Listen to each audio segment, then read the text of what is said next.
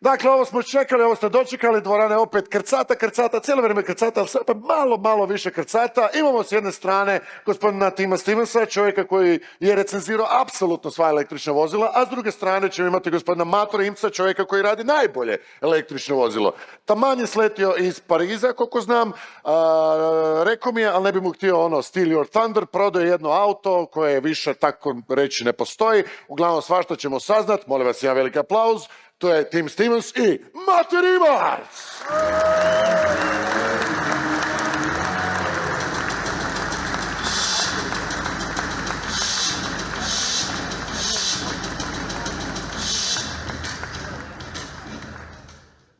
Hello again, everybody. It's good to see everyone again. It's good to see you, Mate. I know you were fresh off of a flight, so thank you very much. I'm glad that you could make it here. I want to ask you, I think we've got a picture that we can show. What is it that you were up to last night? I know you were engaging in some fun in Paris last night. Yeah, well, yesterday we were having the auction of the only Bugatti you could buy. Yeah, that car behind us there, the Bugatti Profile, a one-off. So Bugatti is sold out until 2026. And we will start soon to show new models, and before that you cannot buy any other car. That's the only one you could buy, and it's a one-off, the Bugatti Profile. It's a little bit different than Chiron's. And yesterday we broke the world record for the most expensive new car ever auctioned. So it was auctioned as part of RM Sotheby's. So it achieved the price of 9.8 million euros, plus taxes 12 million. So the most expensive new car ever auctioned yesterday. 12 million euro yesterday.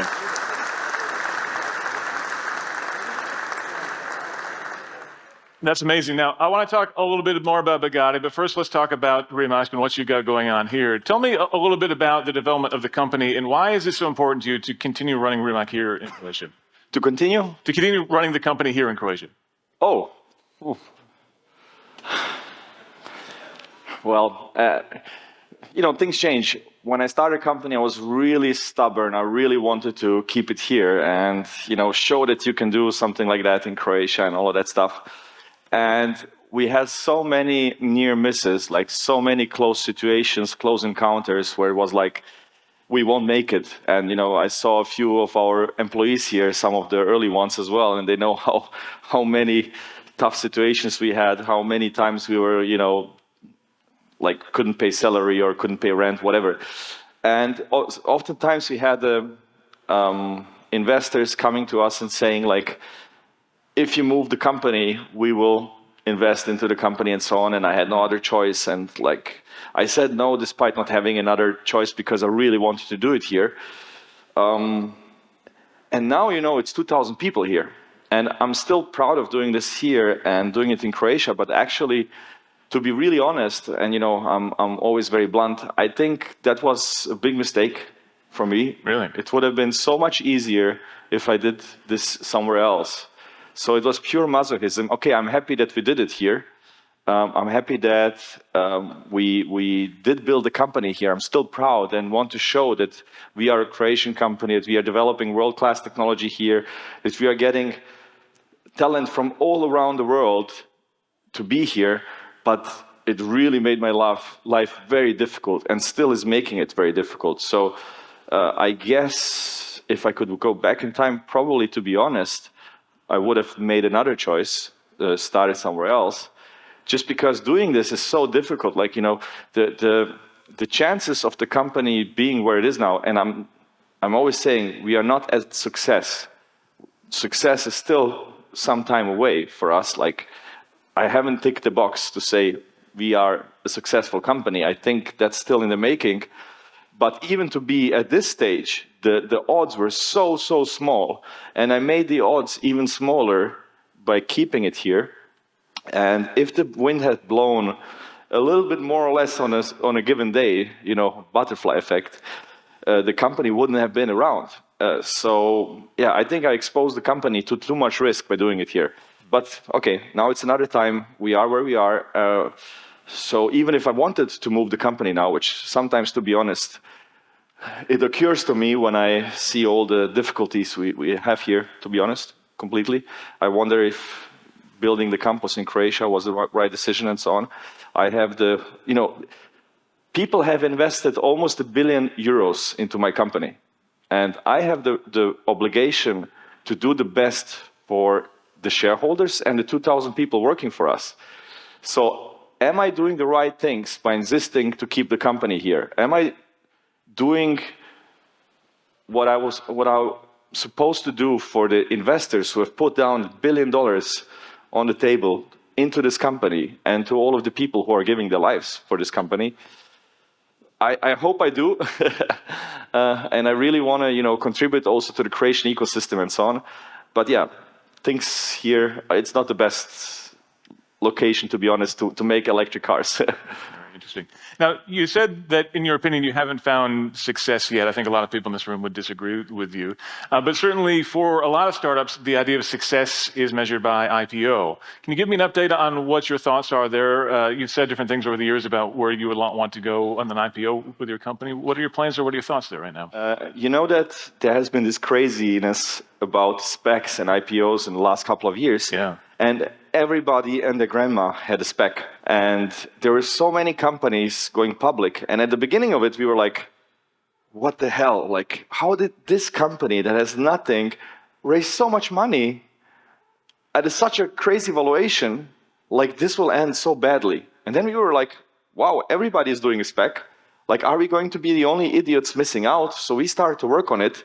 And then we realized what you have to do to make a spec, how much you have to lie to and inflate expectations beyond any reasonable measure.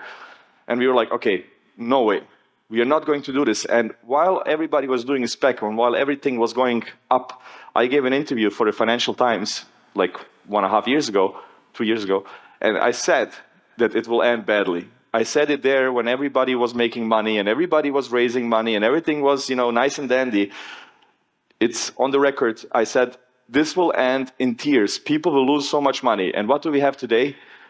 They have lost 90, 99, 97, 85% of their value. Of course, there are a few good companies like, I don't know, Polestar or whatever. There were a few good companies, but I was always saying that we are building a company for 100 years. And Bugatti is 113 years now, yeah, part of the family. And I don't care about 1 or 2 years. I think really decades ahead. And we will do what's best for the company. Making a successful IPO it's not that difficult. But look at Ferrari.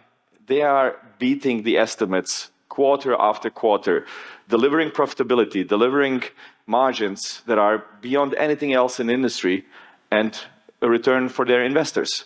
I don't want to bring the company to public markets before we are at that stage. I always said I don't want to bring the company to the public markets based on hype, but based on reality, and we are not there yet. So we have a really nice story, growth, partnerships, all of that, but we are not there with the numbers yet. That's a refreshing take, certainly, from what we see in a lot of startups now. And it was interesting. I was able to take a factory tour yesterday, and a lot of the planning and a lot of discussions about how organized things are, how clean things are. It sounds like that's really trying to build up to this point where you are ready to bring in major investment and really move the company forward. Is that right? Yeah, it's years. If I remember just a few, that's the thing about our company. If you have been here a couple of years ago, and now it's a completely different company. Again, if you visit us in 1 year, it will be completely different, because at that time we'll have the campus and so on.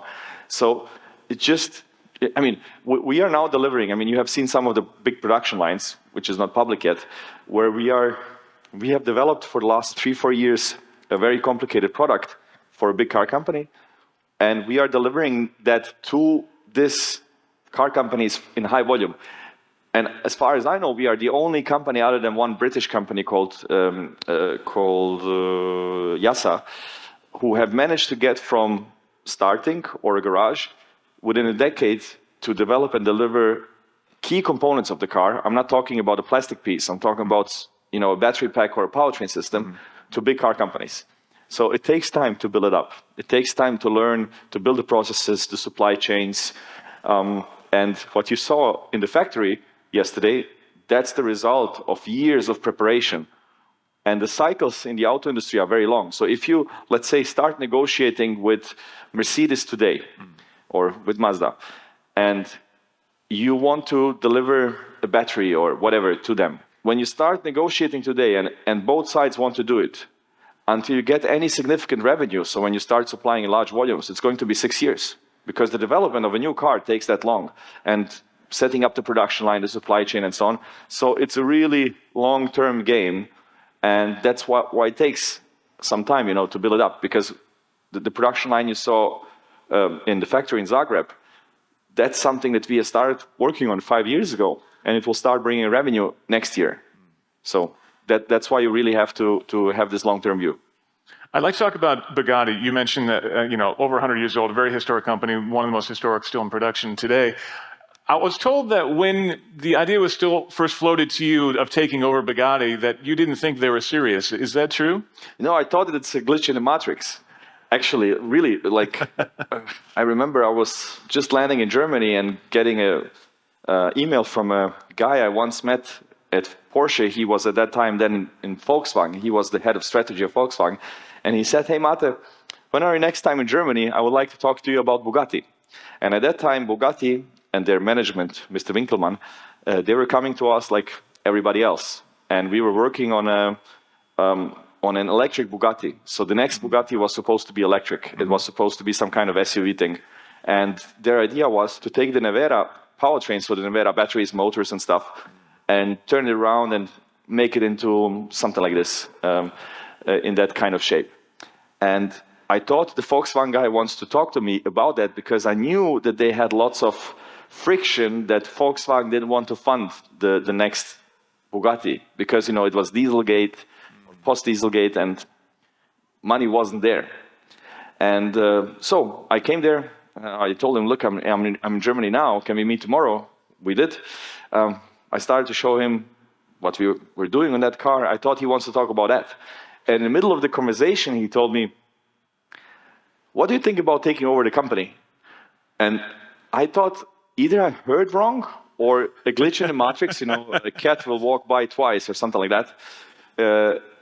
I was like, this is not real. So I didn't respond. I was like, I heard something wrong. Mm-hmm. And a couple of months later, he calls me and said, "Mate, you never got back to me. What do you think about Bugatti?" And I was like, "Oh, you really meant that." And then we started discussing, and then I realized how good it is for everybody. How good it was for Volkswagen, for Bugatti, for us, for the employees, for the market. It's really one of those rare win-win-win-win situations. And then it took 3 years. And one thing may be interesting to understand. I mean, Volkswagen is a 250 billion euro revenue company. It's 4 times more revenue than Croatia's GDP. So all of Croatia is 4 times smaller financially than Volkswagen. Wow. And there is not one opinion. So he had the opinion it would be good to do that. Other people had totally different opinions, but also different motivations. Like, in a big organization, the worst thing you can do is to screw it up. So Bugatti is this small little thing in the big Volkswagen machine. So some of them wanted to shut it down, because when you shut it down, okay, you have some losses, some jobs will be lost, whatever, but then it's done. You can't make a mistake 5 years later.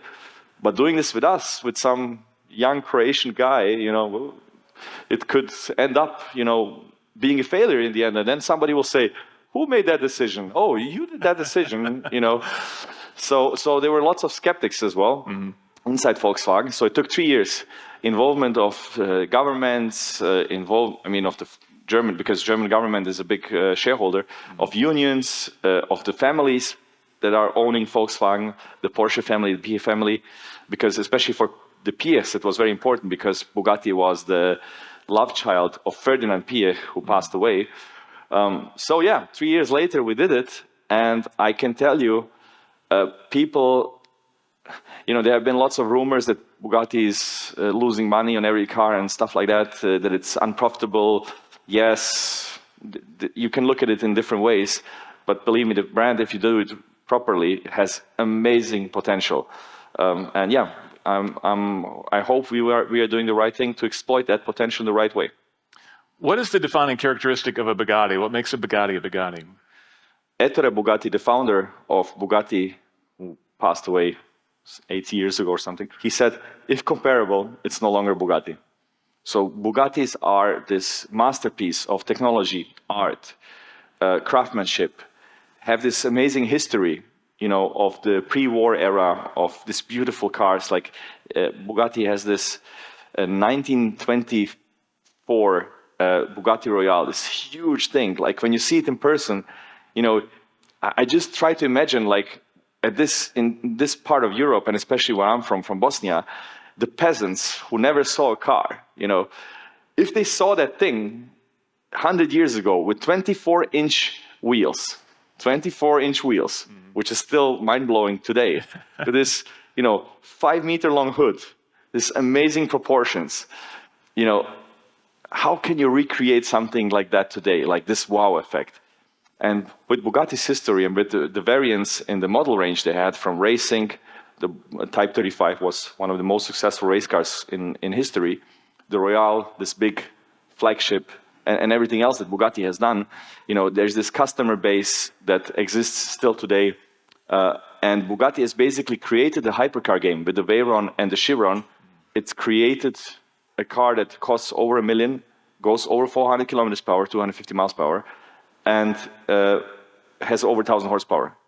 So the whole hypercar thing started with the Veyron, really.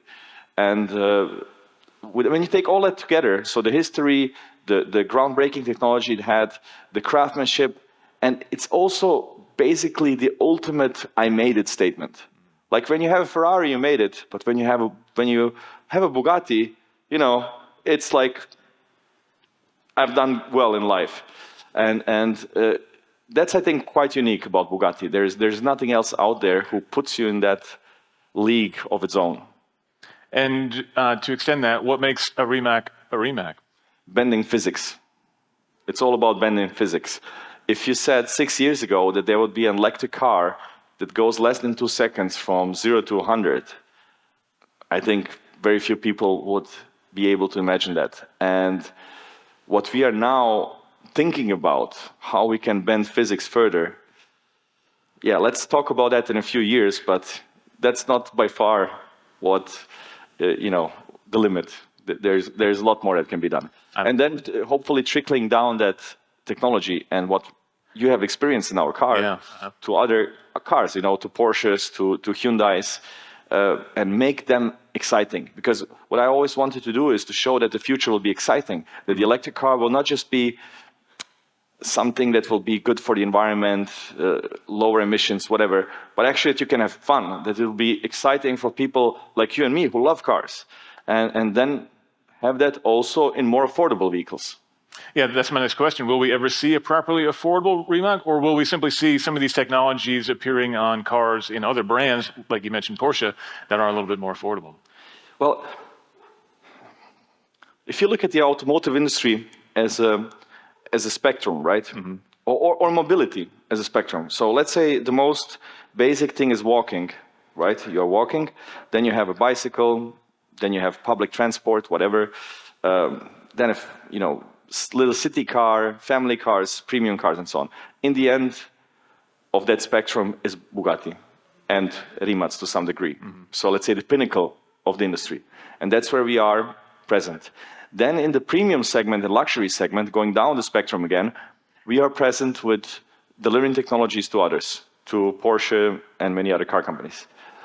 Then on the other side of the spectrum, we don't want to be present with cars that you buy and sell. So I had a lot of investors coming to me and saying, you're making such a cool car, you're doing cool stuff, like here's a bunch of money, let's go after Tesla. Mm-hmm. And I was like, that feels like, you know, starting a CD player company in 2005, when MP3s started to become a thing.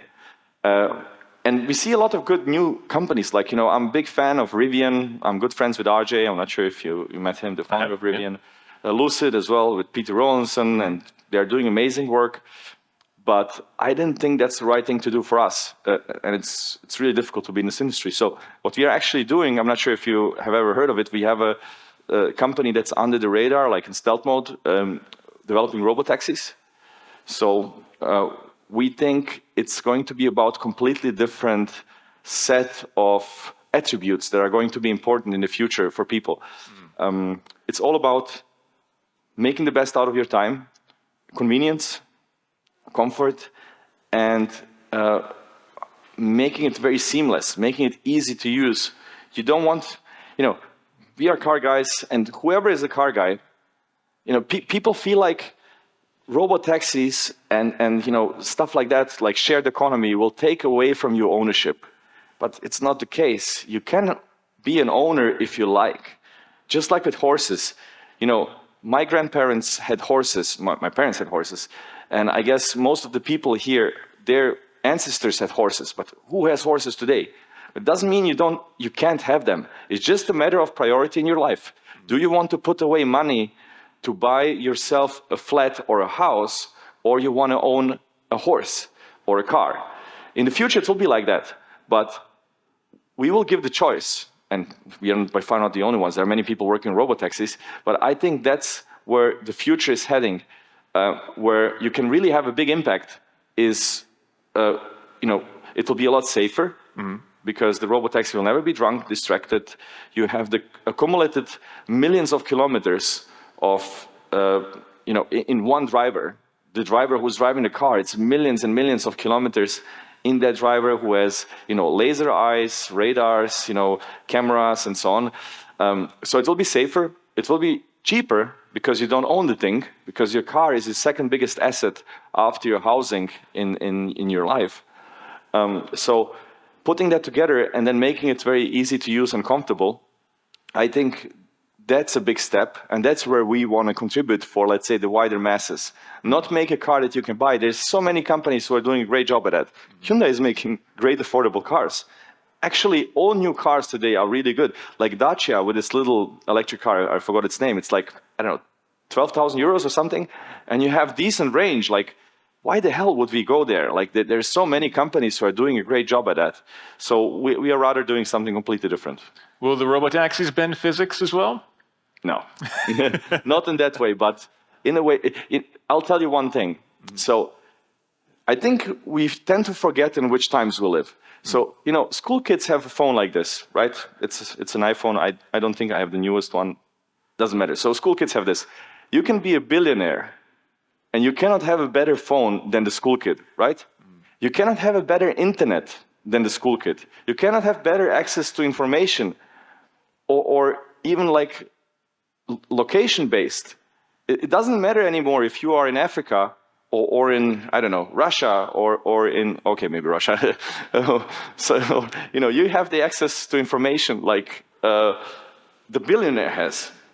And that's kind of what we want to do with robotaxis, is that you don't have to buy a Rolls Royce and have a driver to have the best possible experience. So you can be a school kid and have the same level of comfort, usability, cleanliness, and experience in total, better one than the billionaire with the Rolls Royce has.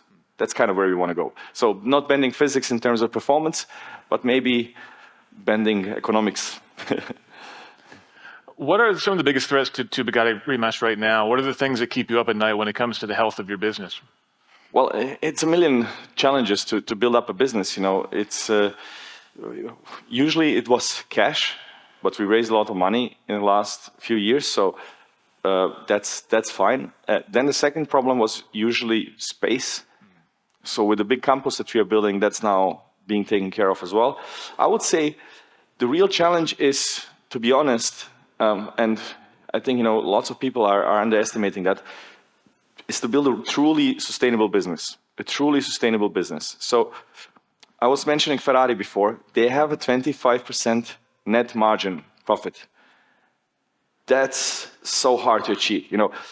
You can do stuff on the surface to make the business look great, products, factories, whatever. But to achieve a substantial profit margin, that's the toughest thing to do. With Bugatti Rimac, it's easier because you are selling a luxury product. So basically, if you look at, let's say, our two businesses, Bugatti Rimac has potential to grow, but it's naturally limited because you are in the luxury business. By definition, it's limited. You cannot expand, then it's not any more luxury product. So you can grow the business, not a lot, but you can grow it. And profit margins are there because it's luxury. On the technology side, especially by supplying components to other companies, growth is, you can apply the technology to so many things, but margins are very slim. And you take all the risk. Let's say you supply batteries to a big car company, so you have to do the investment into the facility, into the production lines, into technology, build up the team and everything, and then you have very limited margins selling to the big car companies. And if you screw something up, either in purchasing, your material prices are higher, or you have a technical issue, or whatever, then your margins are gone. So the most difficult thing is to build a really, truly sustainable business soon. So not to wait another 10, 20 years, but to build a sustainable business soon. So that's mostly what keeps me up. Well, nothing keeps me up at night. I sleep really well, to be honest. So yeah, but that's the biggest challenge, I would say. And you can talk about a million things that are more perceivable, that people can more understand, but that's the one metric in the end that really matters, to build a sustainable business. Tell me a bit about the Croatian startup scene and how it's evolved over the past 10 years. I first covered the Croatian startup scene about 10 years ago when a startup came to CES, and that was my first exposure to it. It seems like things have changed radically here over the past decade. How has it changed from your perspective here? Oh man, it has changed so much. I remember when we have started, and I know that a lot of the guys who have now sustainable companies, substantial companies in Croatia, we were meeting at things like that were a lot smaller before, or having some kind of pitches to investors, whatever. And it's interesting to see that now, a decade later, either the founders have exited their business for substantial amounts, or they are, still running very important companies. A lot of the initial crew, like we were all very similar ages, like we were like 20-year-old, guys who wanted to start something, and none of us had anything at that point, but it's still the same people today running now, let's say, bigger companies in Croatia. And there is this ecosystem now, like, look here, you have hundreds or thousands of people who are in the tech business. You didn't have that before. And with companies like Infobip, and there are many really good companies now in Croatia, you also have I would say, when we started to talk to investors 10 years ago, and we said we are in Croatia, they were all like, what? We will never invest in Croatia. No way. And I think today it's different, because there are startups from here, and actually many of them are, let's say, Croatian startups, but actually formally somewhere else, in London or whatever. But we are a Croatian limited liability company, still the same company that I founded 12, 13 years ago. And all the money came into a Croatian limited liability company. So we also made it work from the legal side and so on. So I think that also has changed. Like, investors don't ask anymore, what, Croatia? It's like, okay, it's there. So it's fine. It's really easy to get people to move here, I would say. That's really important. People want to move to Croatia. I think maybe some of them don't realize that Zagreb is not Split or Dubrovnik. So that's a little bit, when they see the winter weather and stuff like that, maybe that's not what they expected. But that's really important, to be able to attract global talent here. So we have people from all around the world, from 45 nationalities in Croatia now, hundreds of people who have come here. So that's really important, that you have this international talent pool, and that you can attract the international talent pool. And also the local talent pool has increased a lot. So I think that things have developed really well in the right direction. And I feel like the brain drain has stopped. We had a big brain drain a few years ago where people were moving out.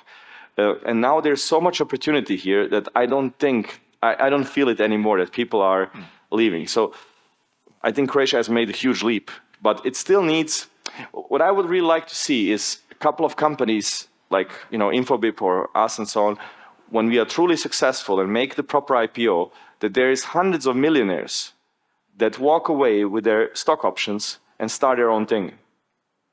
Then you can change society. So imagine Infobip and us doing an IPO. That's like somebody opened up a waterfall of money into the country. And that's what happened in Estonia with Skype. And it transformed the country. Not just because of money, but also because these people have gone through it. They have participated in creating this business. They know how it's done, or at least a piece of it. And this is so valuable. And that's what I'm most proud of, that with these 2,000 people we have here, they, some of them for a longer time, some of them for a shorter time, have gone through that, and that's invaluable. That's really knowledge that you cannot learn on a university. And you can use that, to do your own thing. And many are doing their own thing now. Final question, because we're almost out of time. I know there are a lot of younger founders here just getting started, a new generation, as it were. What advice would you give to them starting out today with a great idea? Yeah, I would say, to try to find a business model from the early stage that works, because waiting for a business model forever, you're just depending so much on fundraising, and fundraising is very volatile. Like, fundraising a year ago was easy. Fundraising today is impossible. So if you were in a cycle where you had money last year and you didn't fundraise, and you need to fundraise now, you are screwed. Like, your whole business falls apart. And if you don't have a business model from day one that you can scale in the same way like you can scale your company, that's going to be impossible. I would say, think also about, do you really want to do that? Like, not everybody should be an entrepreneur. It's not fun most of the time. I think if people truly knew how my life, or I guess of a lot of the founders, looked like, very few would change. I think I'm very proud of what we have built, but lost my best years to working day and night, and having all these worries. So being an employee and having a great career path, why not? Like, you have to be ready to give up everything if you want to be an entrepreneur, and it can go south. The chances of it going south are very high. So you have to be aware of that, I would say. And maybe the last thing, everybody is talking about team. Yes, team is important, and I would say be very truly honest about where you are good at and where you are not, and try to find people to help you where you are not good, and distribute it, because this is the most valuable thing when hard times hit. If you don't have that support structure around you, if you don't have the people around you who you can bounce off ideas with, and who are in it with you together, and that's an important one. In it with you together. Don't be like trying to hold everything for you. Like, I would say, spread it. Build something together. When you are successful, everybody else should be successful. Having 10% of something big is a lot bigger than having 100% of something small. So don't worry about dilution, about giving shares to other people. Don't worry about that. It doesn't matter. It doesn't matter how much shares you have of your company. Just be generous to the people who support you, to the people who build a company with you, and they will, you will get it back as well, in terms of loyalty, in terms of dedication. So I would say, try to build a company together, and not that people work for you, but like with you. That will be my advice. That's a great message, Matu. Thank you very much for your time. Thank you.